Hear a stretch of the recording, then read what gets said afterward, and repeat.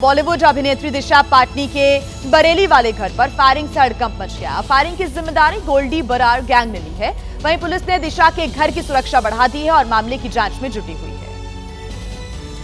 दिशा पाटनी के घर पर यह फायरिंग शुक्रवार सुबह तड़के करीब 3:30 बजे के करीब हुई, जब दो बाइक सवार आए और बरेली सिविल लाइंस वाले घर पर गोली चलाकर फरार हो गए। वहीं जैसे ही गोली की आवाज सुनी, पूरे इलाके में हड़कंप मच गया। बता दें कि जिस घर पर फायरिंग हुई उसमें दिशा पाटनी के पिता retired deputy SP Jagdish Patani रहते हैं। वहीं फायरिंग के बाद घर की सुरक्षा बढ़ा दी गई है और पुलिस की 5 टीमें गठित की गई हैं। जो भी घटना में शामिल है उनके विरुद्ध कठोरतम कार्रवाई सुनिश्चित की जाएगी। उधर हमलावरों का एक सीसीटीवी भी सामने आया है, जिसमें 2 लोग बाइक पर जाते हुए नजर आ रहे हैं। फायरिंग की जिम्मेदारी गोल्डी बरार गैंग ने ली है, जिसको लेकर गैंग की तरफ से सोशल मीडिया पर एक पोस्ट किया गया है, जिसमें लिखा गया है कि ये फायरिंग दिशा पाटनी की बहन खुशबू पाटनी द्वारा प्रेमानंद जी महाराज और अनिरुद्धाचार्य पर की गई टिप्पणी का बदला था। अगर आगे सनातन का अपमान किया गया तो अंजाम बुरा होगा। हालांकि कुछ देर बाद सोशल मीडिया से ये पोस्ट डिलीट कर दिया गया। बात कर लेते हैं महाराष्ट्र की, जहां नागपुर में भीषण सड़क हादसा हो गया। स्कूल बस और स्कूल वैन में जबरदस्त टक्कर हो गई। हादसे में छात्रा और स्कूल वैन ड्राइवर की मौत की जानकारी। स्कूल वैन के पास 2021 से नहीं था फिटनेस प्रमाण पत्र। बड़ी खबर इस वक्त हम आपको बता रही हैं। हादसे में छात्रा और स्कूल वैन ड्राइवर की मौत हो गई है। महाराष्ट्र के नागपुर में यह भीषण सड़क हादसा हुआ।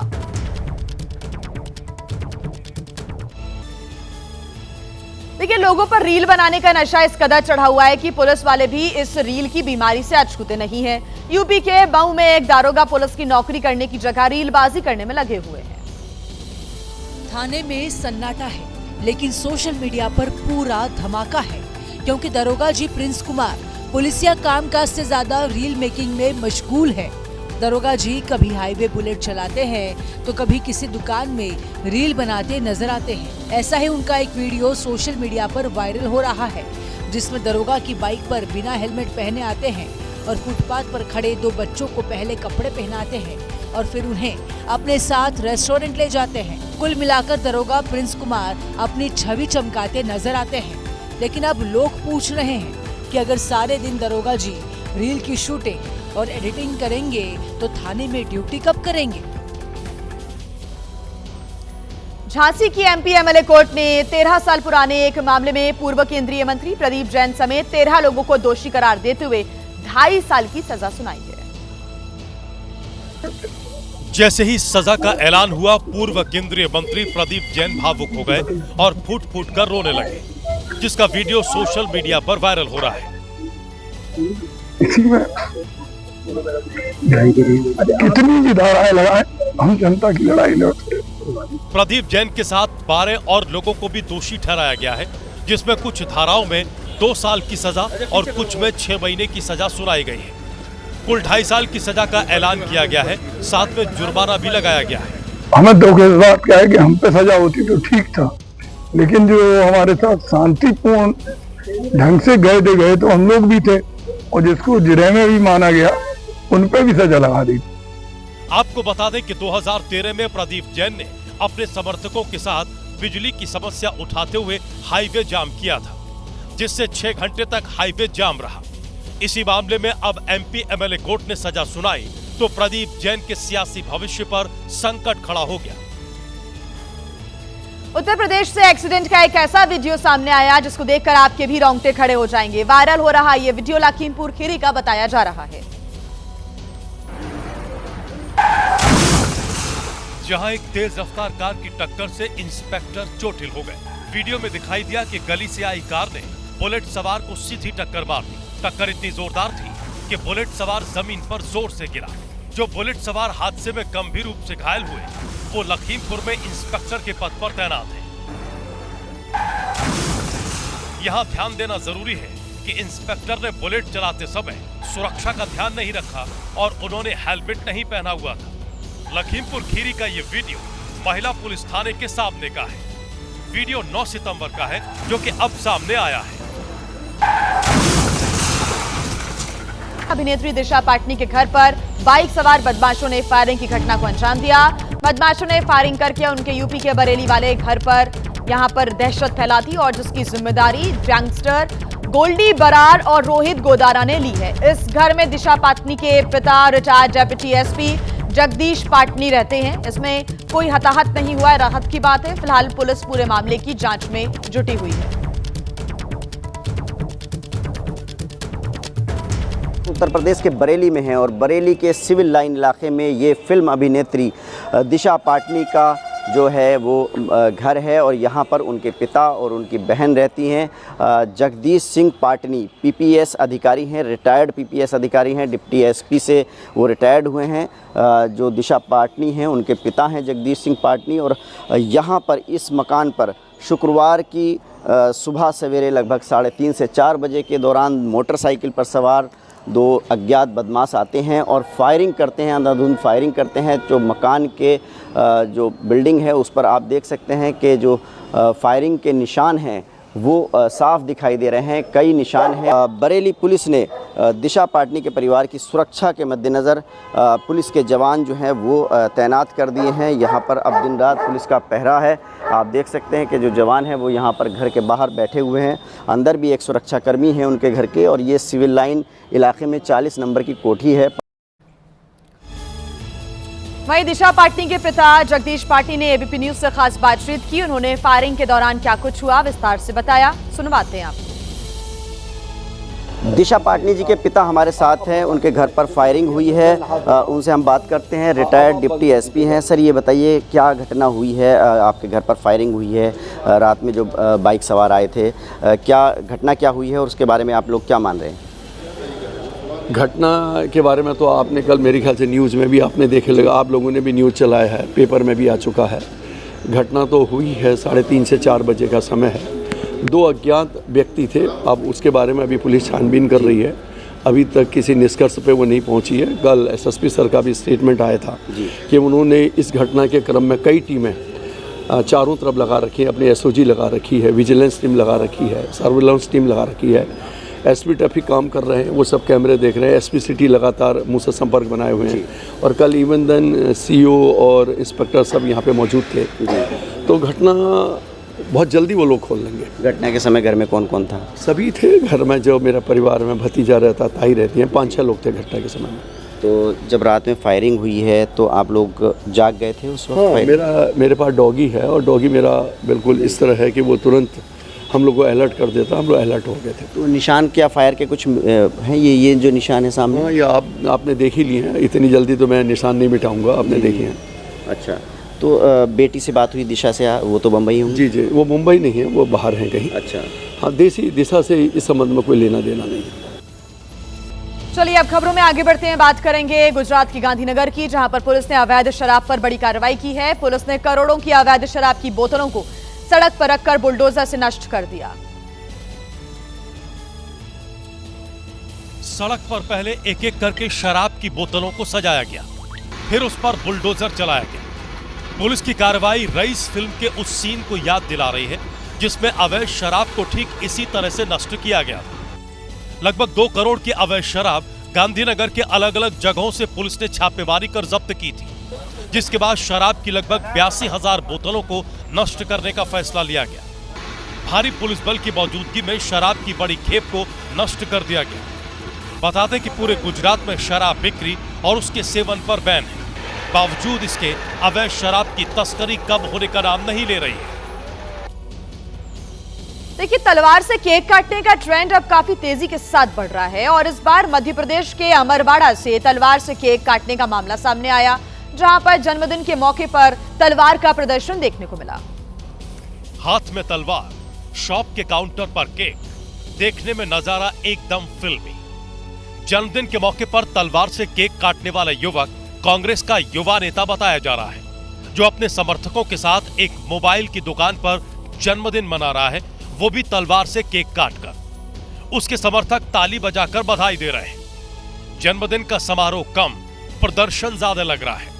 पुलिस की सख्ती के बाद भी आए दिन तलवार से केक काटकर समाज के दबंग युवा कानून की धज्जियां उड़ा रहे हैं। वहीं तलवार से केक काटने का वीडियो अब सोशल मीडिया पर वायरल हो रहा है। और अब खबर आपको बता दें तेलंगाना से, जहां के निजामाबाद जिले के बोधन में एक बैंक से 5 लाख रुपए की चोरी हो गई। इस वारदात को एक नाबालिग ने अंजाम दिया। ये निजामाबाद जिले के बोधन की SBI ब्रांच है। वैसे तो आम दिनों की तरह यहाँ सब कुछ सामान्य दिख रहा है और बैंक में कामकाज भी चल रहा है, लेकिन बैंक में मौजूद भीड़ का फायदा उठाकर एक लड़के ने कैश काउंटर से 5 लाख रुपए उड़ा दिए और चुपचाप वहां से निकल गया।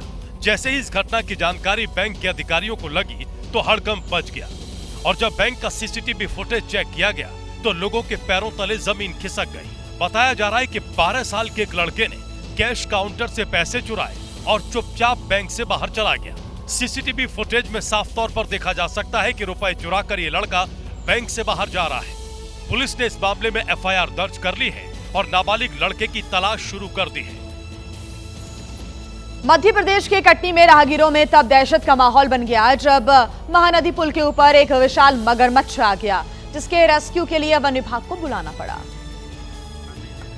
महानदी पुल पर कुछ देर के लिए गाड़ियों की कतार लग गई। गुजरने वाला हर कोई मगरमच्छ का वीडियो बनाने लगा।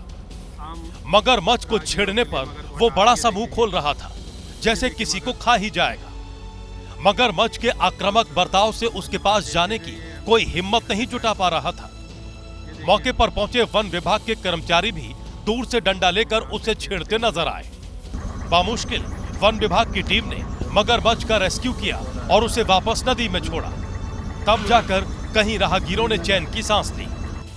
ये पूरा मामला कटनी के विजय राघवगढ़ का है, जहां नदी से निकलकर मगरमच्छ पुल पर आ गया था। चलिए अब बात करते हैं उत्तर प्रदेश के बहराइच की, जहां पर प्रताड़ित होकर मेडिकल के छात्र ने आत्महत्या का प्रयास किया, जिसके विरोध में कॉलेज प्रशासन के खिलाफ मेडिकल कॉलेज के छात्रों का गुस्सा फूट पड़ा। सैकड़ों की संख्या में मेडिकल के छात्र मेडिकल कॉलेज के गेट पर इकट्ठे हो गए और जमकर नारेबाजी करने लगे।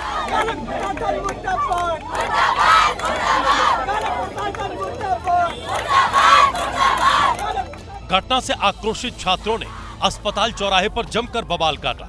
कॉलेज प्रशासन मुर्दाबाद के नारे लगाए और कॉलेज के आरोपी प्रोफेसर के खिलाफ कार्रवाई की मांग करने लगे। इस दौरान सड़क पर मौजूद लोगों ने भी प्रदर्शन कर रहे छात्रों का समर्थन किया। थोड़ी ही देर में वहां पुलिस पहुंच गई। पुलिस ने छात्रों को समझाने की कोशिश की, लेकिन छात्रों ने प्रदर्शन जारी रखा और बड़े अधिकारियों को बुलाने की मांग पर अड़ गए। दरअसल आरोप है कि मेडिकल कॉलेज के छात्र शुभम पांडे ने कॉलेज के सीनियर प्रोफेसर की प्रताड़ना के चलते आत्महत्या का प्रयास किया। छात्र की जान तो बच गई, लेकिन हालत अभी भी नाजुक है, जिसके विरोध में छात्र आग बबूला हो उठे। वहीं दिल्ली पुलिस ने शराब तस्करी के एक ऐसे गिरोह का भंडाफोड़ किया जो तस्करी में ऊंटों का इस्तेमाल कर रहे थे। गिरोह के पास से पुलिस ने भारी मात्रा में अवैध शराब भी बरामद की है। हरियाणा से दिल्ली के बॉर्डर पर पुलिस चौकियों से बचने के लिए तस्करों ने नायाब तरीका निकाला था, जहां जंगल के कच्चे रास्ते से ऊंटों के जरिए हरियाणा से दिल्ली शराब की तस्करी हो रही थी। लेकिन तस्करों की ये चाल ज्यादा दिन तक चल नहीं पाई, क्योंकि दिल्ली पुलिस ने जानकारी लगते ही दक्षिण दिल्ली और फरीदाबाद के जंगलों में गश्त बढ़ा दी और 3 ऊंटों के साथ 5 शराब तस्करों को गिरफ्तार कर लिया। इनके कब्जे से 42 कॉटन शराब बरामद हुई है। पुलिस के मुताबिक ऊंटों से शराब की तस्करी अक्सर रात के समय होती थी, ताकि शराब की खेप को पुलिस से बचाते हुए चुपचाप एक जगह से दूसरी जगह पहुंचाया जा सके। और आइए खबरों में आगे बढ़ते हैं। बात करेंगे मेरठ की, जहां पर चोरों ने शराब की दुकान पर हाथ साफ कर दिया और 70,000 रुपए की नकदी और बाइक लेकर वो फरार हो गए। हैरानी की बात यह रही कि जिस जगह ये चोरी हुई वहां से पुलिस थाना मात्र 100 मीटर की दूरी पर था। लेकिन इसके बाद भी चोरों के हौसले इस कदर बुलंद थे कि वो आए, सरिया से शराब की दुकान का ताला तोड़ा। एक चोर दुकान के अंदर घुसा, एक दराज को चेक किया और रखा हुआ सारा कैश पॉलीथिन में भरा और फिर लेकर चला गया। दुकान का ताला तोड़ने और दुकान के अंदर चोरी करने में चोरों को 10 मिनट लगे, लेकिन 100 मीटर दूर थाने में बैठी पुलिस को इसकी भनक तक नहीं लगी। लेकिन जब सुबह हुई और दुकान मालिक ने चोरी की रिपोर्ट लिखाई, तब पुलिस एक्शन में आई। फिलहाल पुलिस सीसीटीवी की मदद से चोरों की तलाश में जुटी है, लेकिन अभी तक कोई कामयाबी नहीं मिली है। साइबर सिटी गुरुग्राम में बेखौफ बदमाशों का आतंक इस कदर हावी हो गया है कि लोगों में दहशत का माहौल है। यहां पर कॉलोनी में अज्ञात बदमाशों ने जमकर उत्पात मचाया। कॉलोनी में घुसे 6 से 7 बदमाशों ने कई घरों में पत्थरबाजी, गाड़ियों में तोड़फोड़ की, जिसका सीसीटीवी फुटेज सामने आया है। तस्वीरों में कॉलोनी की गली में घुसकर दबंग युवकों ने घरों पर पत्थर फेंके और तोड़फोड़ करते हुए फरार हो गए। रात के वक्त पत्थरबाजी से इलाके में दहशत का माहौल है। घटना गुरुग्राम के सुभाष नगर की है, जहां पर लोगों की माने तो ऐसा एक बार नहीं बल्कि कई बार हुआ है। आए दिन कोई पी के आ रहा है, कोई कुछ आ रहा है, कभी पत्थर मारते कभी कुछ मारते हैं। कल रात को यहाँ कांड कर दिया है, कल ये गाड़ियों के शीशे फोड़ गए हैं। पथराव करते हुए आए हैं और गाली गलौज करते हुए आए हैं और यहाँ पर पूरा डर का माहौल बना रखा है। वही पुलिस बदमाशों की तलाश में जुट गई है, लेकिन बार बार हो रही पत्थरबाजी से लोगों की टेंशन बढ़ गई है कि आखिर कब उन्हें इस डर से आजादी मिलेगी। और अब खबर है उत्तराखंड से, जहां पिथौरागढ़ जिले में एक सरकारी अस्पताल में तीमारदार को पीटने की धमकी देने का वीडियो वायरल हो रहा है। हालांकि अस्पताल ने इससे इनकार किया। मुझे पीटिए मुझे, आप पीटिए, अरे आओ तो सही, पीटिए तो सही आप। धारचूला के सीएचसी अस्पताल का ये वीडियो वायरल हो रहा है, जिसमें अस्पताल की आया मरीज के साथ आए तीमारदार को पीटने की धमकी दे रही है। दरअसल वहां एक महिला को इलाज के लिए भर्ती कराया गया। मरीज पेट में दर्द से करा रही थी। परिजनों का आरोप है कि इलाज के लिए वहां डॉक्टर मौजूद नहीं थे, लिहाजा एक नर्स ने डॉक्टर को फोन किया तो उसने फोन पर इंजेक्शन का नाम बताकर मरीज को लगाने को कह दिया। इंजेक्शन लगाने के बाद भी महिला का दर्द कम नहीं हुआ तो तीमारदारों ने डॉक्टर को बुलाने को कहा, जिस पर वार्ड में तैनात आया बिदक गई और तीमारदारों से बदतमीजी करने लगी। कहा सुनी में उसने पीटने तक की धमकी दे डाली। तीमारदार ने पूरे वाक्य का वीडियो बना लिया और उसे वायरल कर दिया। अस्पताल ने पूरे मामले को बेबुनियाद बताया है। हमारे डॉक्टर वही मौजूद थे, नर्सिंग स्टाफ मौजूद था। उसने हमारे वार्ड आया के साथ जो वीडियो में दिख रही हैं उनसे बदतमीजी की रही होगी। उसके बाद उसने वीडियो बनाना स्टार्ट किया तो उसमें उन्होंने भी कुछ बोला होगा उन्हें।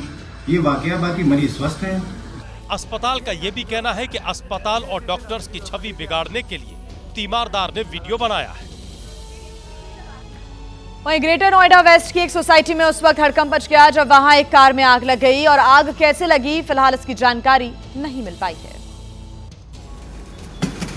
ग्रेटर नोएडा वेस्ट के ला रेजिडेंसिया सोसाइटी में अचानक एक कार धू धू कर जलने लगी। वहां तैनात सिक्योरिटी गार्ड ने बताया कि पार्किंग में कार खड़ी करने के महज चंद मिनट के बाद ही उसमें आग लग गई। सिक्योरिटी गार्ड आग बुझाने की कोशिश करते उससे पहले ही कार आग के गोले में तब्दील हो गई। जलती हुई कार के बगल में खड़ी दूसरी गाड़ियों पर भी खतरा मंडराने लगा। हालांकि लोगों ने बाकी कार को हटा लिया। गनीमत यह भी रही कि आग की वजह से वहां लगा ट्रांसफार्मर चपेट में नहीं आया, नहीं तो बड़ा हादसा हो सकता था। आग लगने की जानकारी मिलते ही फायर ब्रिगेड की टीम वहां पहुंची, लेकिन उससे पहले ही कार जलकर पूरी तरह खाक हो चुकी थी। आग कैसे लगी इसकी जानकारी अभी तक नहीं मिल पाई है। राहत की बात यह रही कि इसमें कोई हताहत नहीं हुआ है। रिलायंस फाउंडेशन के वंतारा प्रोजेक्ट की जांच करी एसआईटी ने अपनी जांच पूरी कर ली है और जांच रिपोर्ट एक सीलबंद लिफाफे में सुप्रीम कोर्ट को सौंप दी है।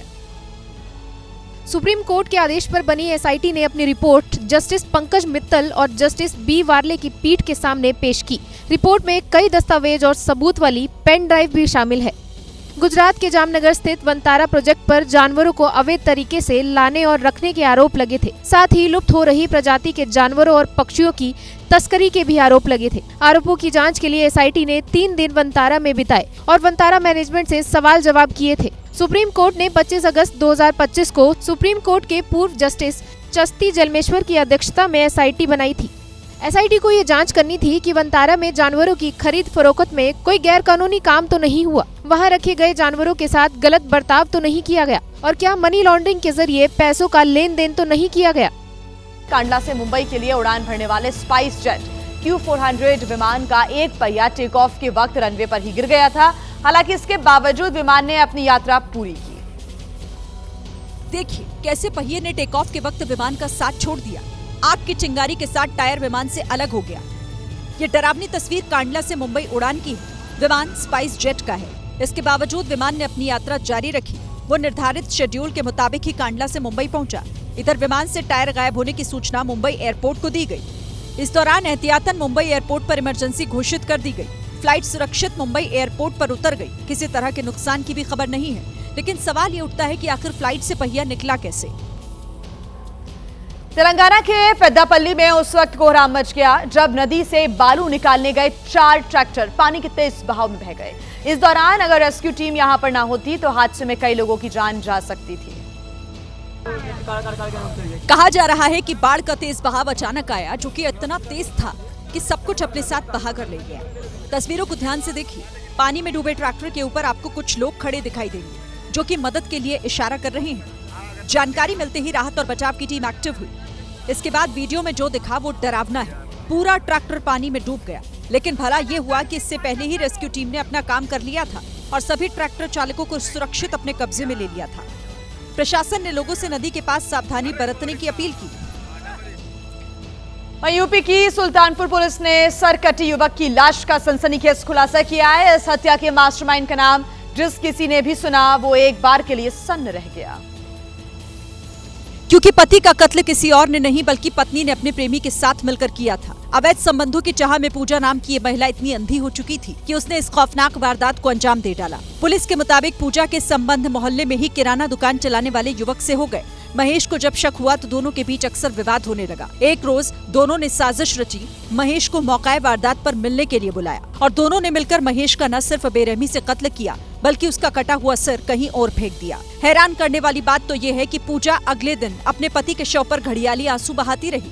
वहीं प्रेमी भी भीड़ में इस कदर घुल मिल गया जैसे कुछ हुआ ही ना हो। इस खौफनाक हत्या की वारदात से पूरा इलाका दहला हुआ है। पुलिस ने दोनों को सलाखों के पीछे भेज दिया है।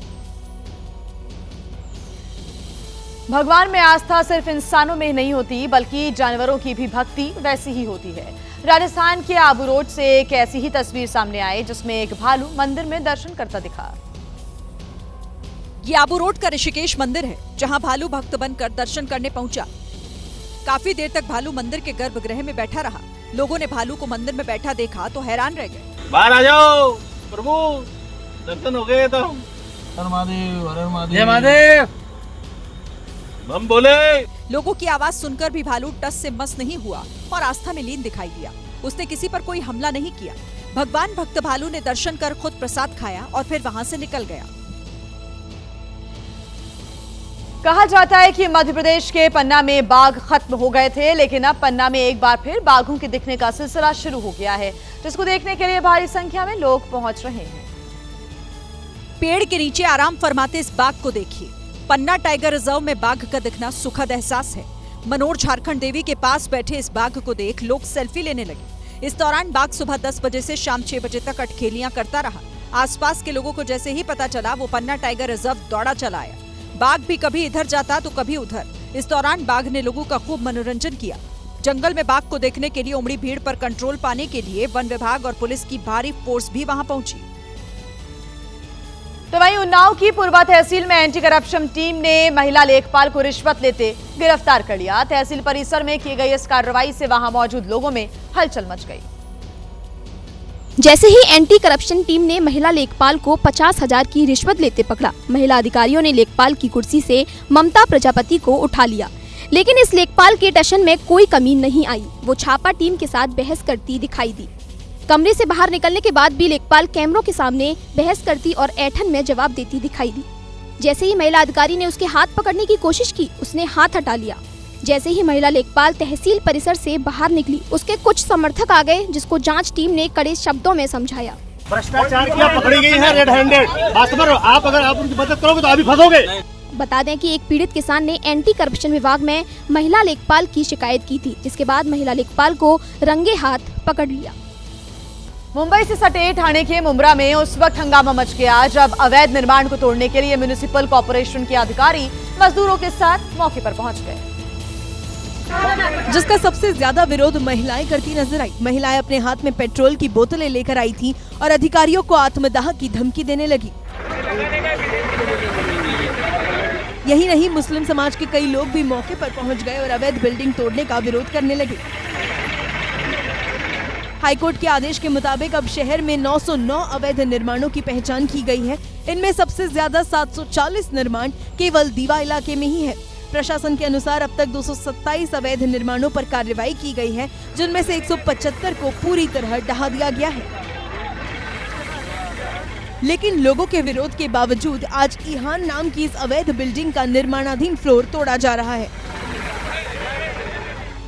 यूपी के लखीमपुर खीरी में इटावा जैसा मामला सामने आया है। यहाँ एक कथावाचक पर 7 दिनों तक अपनी जाति छिपाकर कथा करने का आरोप लगा, जिस पर लोगों ने हंगामा कर दिया। माफिया मांगो, सार्वजनिक रूप से माफी मांगे। यदि आपसे गांव वालों का आक्रोश बढ़ता देख कथावाचक पारस मौर्य न केवल सार्वजनिक तौर पर लोगों से माफी मांग रहे थे, बल्कि वहां से चले जाना भी उन्होंने उचित समझा। हमारी जात छिपा करके कथा करने से यदि आपकी भावना आहत है तो उसके लिए मैं क्षमा प्रार्थी हूं। आरोप है कि पारस मौर्य ने अपनी पहचान छिपाकर ब्राह्मण समाज के लोगों से अपने पैर छुआए। इधर मामले पर राजनीति भी तेज हो गई है। कोई जात अपनी छिपा करके कथावाचन कर रहा है तो वो गलत है। हालांकि कथावाचक की माफी मांगने से अब इलाके में मामला शांत हो गया है। यदि आपकी भावना आहत है तो उसके लिए मैं क्षमा प्रार्थी हूं। तो वहीं मध्य प्रदेश के रीवा में संजय गांधी अस्पताल में आग लगने से हड़कंप मच गया। अस्पताल में नया कूलिंग सिस्टम लगा था और डिप्टी सीएम उद्घाटन के लिए यहां आने वाले थे, जिसके लिए अस्पताल को सजाया गया था। लेकिन उनके आने के कुछ मिनट पहले ही पैनल में आग भड़क गई। आग लगने के बाद वहां से लगातार धमाके की आवाजें आती रही। अस्पताल के कर्मचारी बिना देर किए आग बुझाने में जुट गए। कुछ देर बाद दमकल कर्मी भी पहुंच गए, आग बुझा दी। लेकिन आग बुझाने के बाद भी पैनल से धमाके की आवाज आती रही। अच्छी बात यहाँ ये रही कि आग फैलने से पहले ही उस पर काबू पा लिया गया, लेकिन अस्पताल परिसर में धुआं फैल गया, जिससे काफी देर तक अस्पताल में अफरा तफरी का माहौल रहा। बताया जा रहा है कि आग शॉर्ट सर्किट की वजह से लगी थी, लेकिन उद्घाटन के ठीक पहले पैनल में आग लगने पर लोगों ने सवाल उठाया।